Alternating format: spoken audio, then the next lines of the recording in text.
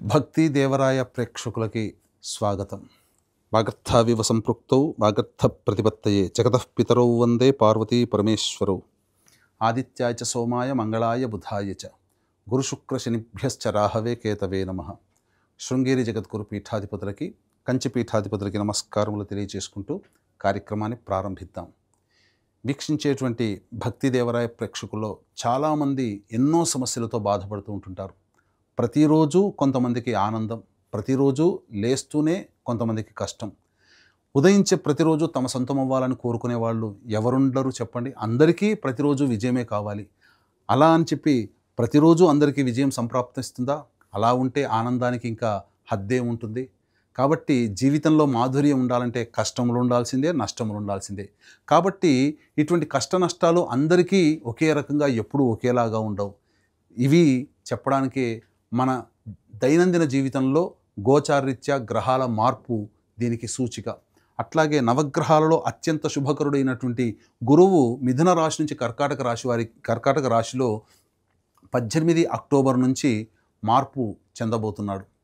కాబట్టి ఇటువంటి కర్కాటక రాశిలో ప్రవేశం చేసిన తర్వాత ఎవరికి మంచి జరుగుతుంది, ఎవరికి చెడు జరుగుతుంది, ఇప్పటి వరకు మంచి జరిగినటువంటి వాళ్ళకి చెడు ఎలా ఉండబోతుంది, ఇప్పటి వరకు చెడు జరిగి మంచి ఏ విధంగా ఉండబోతుంది, ఏ రాశుల వారికి ఆనందము సంతోషము, ఏ రాశుల వారికి కష్టము సుఖము దుఃఖము అనేటువంటి విషయాల గురించి కూలంకషంగా తెలుసుకునే ప్రయత్నం చేద్దాం. ఇక ఇందులో 18 అక్టోబర్ నుంచి 5 డిసెంబర్ వరకు ఉన్నటువంటి మధ్యకాలంలో 3 పర్వదినాలు ఉన్నాయి. ఈ 3 పర్వదినాలలో కష్టాలు అనుభవిస్తున్నటువంటి వాళ్ళకి సుఖము యోగము కలుగుతున్నటువంటి గురుగ్రహము ఇంకా బలం పెంచుకోవాలంటే ఏం చెయ్యాలి, ఇప్పటి వరకు ఆనందంగా ఉన్నటువంటి జీవితంలో అకస్మాత్తుగా కష్టాలు ఉన్నప్పుడు ఆ గురుగ్రహ మార్పు వల్లనే జరిగినాయని భావించేటువంటి వాళ్ళు ఈ గురుగ్రహం యొక్క అనుగ్రహాన్ని పెంపొందించుకోవాలంటే ఎటువంటి పరిహారాలు ఆ 3 రోజుల్లో చేయాలనే విషయాల గురించి క్లుప్తంగా తెలుసుకునే ప్రయత్నం చేద్దాం. ఇక ఆలస్యం చేయకుండా 12 రాశుల్లో జన్మించినటువంటి వారికి కేవలం గురుగ్రహ మార్పే కాకుండా ఈ రవి కుజ శుక్రగ్రహ బుధగ్రహ మార్పులు కూడా జీవితంలో ఎటువంటి పాత్రను పోషిస్తాయో 12 రాశుల వారి గురించి కూడా తెలియజేసుకునే ప్రయత్నం చేద్దాం. ఇక ఆలస్యం చేయకుండా వివరాల్లోకి వెళదాం. గ్రహము 18 అక్టోబర్ నుంచి 5 డిసెంబర్ మధ్యకాలంలో కర్కాటక రాశిలోకి ప్రవేశం చేస్తున్నటువంటి కారణం చేత వృశ్చిక రాశి వారికి ఏ విధంగా ఉండబోతుంది అనే విషయం గురించి మనం తెలుసుకునే ప్రయత్నం చేద్దాం. ప్రధానంగా ఈ వృశ్చిక రాశి వారికి పంచమ శని ఎలాగో సాధారణంగా యోగించడు. అలాగే అర్ధాష్టమ రాహువు, దశమ కేతువు, ఈ రాహుకేతుల ప్రభావం కూడా ఉండడం వల్ల ఈ వృశ్చిక రాశిలో జన్మించినటువంటి వారికి ప్రయత్నాల్లో ఆటంకాలు, పలు సమస్యలు, సంతోషంగా ఉండలేకపోవడం.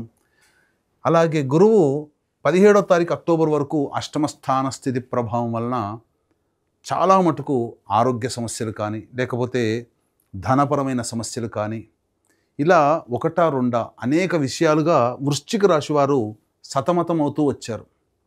కానీ అనుకోని వరంలా ఈ వృశ్చిక రాశిలో జన్మించినటువంటి వారికి ప్రధానంగా గురువు భాగ్యస్థానంలోకి ప్రవేశం చేయడం 18 అక్టోబర్ నుంచి 5 డిసెంబర్ మధ్యకాలంలో ఇది చాలా యోగించేటువంటి స్థితి అని చెప్పవచ్చు. ఎందుకనంటే భవిష్యత్తులో వచ్చే సంవత్సరం ఉగాది తర్వాత అందమైన జీవితాన్ని, అద్భుతమైన యోగాన్ని ఇచ్చేటువంటి గురువు కొంత తొందరగానే 18 అక్టోబర్ నుంచి 5 డిసెంబర్ మధ్య కాలంలో అలాంటి శుభ ఫలితాలు 2026లో ఎలా ఉండబోతుందో ఈ 18 అక్టోబర్ నుంచి 5 డిసెంబర్ మధ్య కాలంలో రుచి చూపించబోతున్నాడు. అంటే అద్భుతమే, గురువు చాలా యోగిస్తున్నాడు. ఎందుకనంటే ఇప్పటి వరకు ఏది కూడా ఆలోచనలకే పరిమితమైపోయి ఇంప్లిమెంటేషన్ జరగని కార్యక్రమాలన్నీ కూడా ఒక్కసారి గురువు రాగానే పనులు చకచకా మొదలు పెట్టేస్తూ ఉండడం. ఎందుకంటే అష్టమ గురువు కాస్త యోగిస్తూ ఉండడం, ఇది చాలా మార్పు మీ జీవితంలో, అంటే అనుకూలమైన సమయం మీకు ప్రారంభమైంది. ఇక విదేశీయానానికి వెళ్ళాలి, విదేశంలో చదువుకోవాలి, స్థిరపడాలి అనుకునేటువంటి వాళ్ళకందరికీ కూడా గురువు అనుకోని వరంలా యోగించబోతున్నాడు.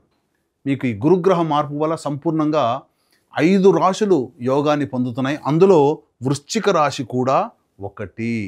సాధారణమైనటువంటి యోగాన్ని చక్కగా పొందుతున్నారు. అయితే ఇక్కడ ప్రధానంగా గమనించుకోవాల్సింది ఏంటంటే ఈ ఒక్క గురువు మారుతున్నాడు, కానీ మిగతా గ్రహాలు యాజ్ యూజువల్గానే ఉన్నాయి. ఈ మిగతా గ్రహాల అనుగ్రహాన్ని కూడా పొందే ప్రయత్నము ఈ వృశ్చిక రాశిలో జన్మించినటువంటి వాళ్ళు చేయాలి. ఎందుకనంటే ఈ వృశ్చిక రాశి వారికి కుజుడు 12వ స్థానంలో 27 అక్టోబర్ వరకు, రవి 18 అక్టోబర్ నుంచి 16 వరకు 12వ స్థానంలో, 16 నవంబర్ నుంచి 15 డిసెంబర్ వరకు జన్మరాశిలో కుజుడు జన్మరాశిలో ఉంటాడు.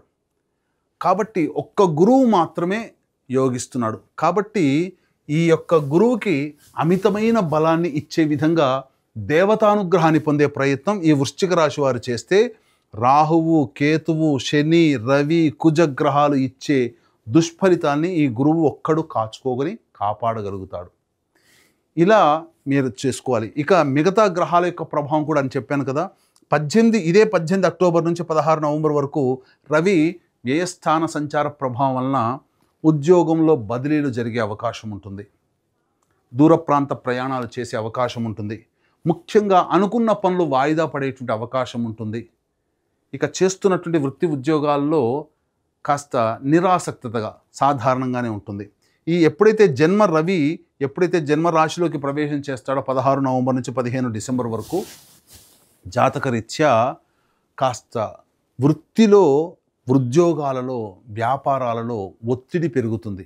అనుకోని భయాందోళనలు ఏమీ జరగదండి, కానీ అనవసరమైనటువంటి భయాందోళనలు, ఉద్యోగం నుంచి తీసేస్తారేమో, ఇలా రకరకాలుగా వ్యాపారము కుంటుబడిపోతుందేమో, మళ్ళీ ఇంకా ఈ వ్యాపారం చేయలేనేమో, వృత్తి ఏంటి, నేను నమ్ముకున్న వృత్తి, నా కళ నాకు యోగించట్లేదు అనే ఆలోచన ఈ 16 నవంబర్ నుంచి 15 డిసెంబర్ వరకు వస్తుంది. అలాగే అర్ధాష్టమ రాహువు, దశమ కేతువు పలు నిర్ణయాలన్నీ కూడా మార్చుకోగలగడానికి అవకాశం ఉంటుంది. కానీ ఈ గురువు ఒక్కడు మారినటువంటి కారణం చేత ఆత్మవిశ్వాసంతో ముందడుగు వేస్తూ మీరు గనక ప్రయత్నం గనక చేస్తే ఈ అన్ని ఇచ్చే గ్రహాలు ఇచ్చే దుష్ఫలితాలని ఈ గురువు ఒక్కడు కాపాడగలుగుతాడు.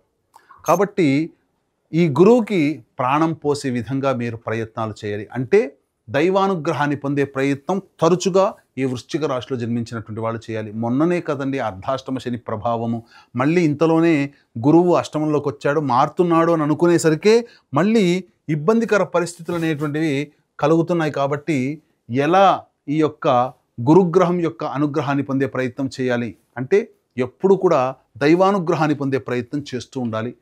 దత్తాత్రేయ ఆరాధన, గురుచరిత్ర ఆరాధన ఇవన్నీ చేస్తూ ఉండాలి. ఇట్టి దైవానుగ్రహం అందరికీ, ఈ వృశ్చిక రాశిలో జన్మించినటువంటి వారికి అందరికీ అందించాలనే సదుద్దేశంతో ఈ 18 అక్టోబర్ నుంచి 5 డిసెంబర్ మధ్యకాలంలో 3 పర్వదినాలు అనేటువంటివి ఉన్నాయి. ఆ పర్వదినాలలో సర్వదోష నివారణ పూజలు, హోమాలు మన పీఠమాధ్వర్యంలో జరపబడతాయి. అవి 5 నవంబర్ కార్తీక పౌర్ణమి సుప్రసిద్ధ కాశీ క్షేత్రంలో, అలాగే 20 నవంబర్ కార్తీక అమావాస్య ఈ శ్రీశైల క్షేత్రంలో, మహిమాన్విత శ్రీశైలం, 4 డిసెంబర్ మార్గశిర పౌర్ణమి ప్రముఖ దత్తక్షేత్రంలో సర్వదోష నివారణ పూజలు, హోమాలు జరిపించి శక్తిపాతం చేసినటువంటి మాలలు ఇవ్వడం జరుగుతుంది. ఈ సమయంలో గ్రహాలకి అనుకూలంగా దైవానుగ్రహాన్ని ఇచ్చే విధంగా ఈ పరిహారాలు అన్నమాట. అవకాశం ఉంటే కార్యక్రమ తదనంతరం కాంటాక్ట్ చేసి మీ గోత్రనామాదులు నమోదు చేసుకోవచ్చు. ఇక ముఖ్యంగా విద్యార్థులు కష్టపడితే ఖచ్చితంగా ఈ వృశ్చిక రాశిలో జన్మించినటువంటి వారికి మిగతా ఏ గ్రహాలు అనుకూలంగా లేకపోయినా గురువు అనుకూలంగా ఉన్నటువంటి కాలం చేత కష్టపడితే ఖచ్చితమైనటువంటి ఫలితాలను ఇస్తాడు. నిరుద్యోగస్తులు బాగా ప్రయత్నం చేయాల్సిందే.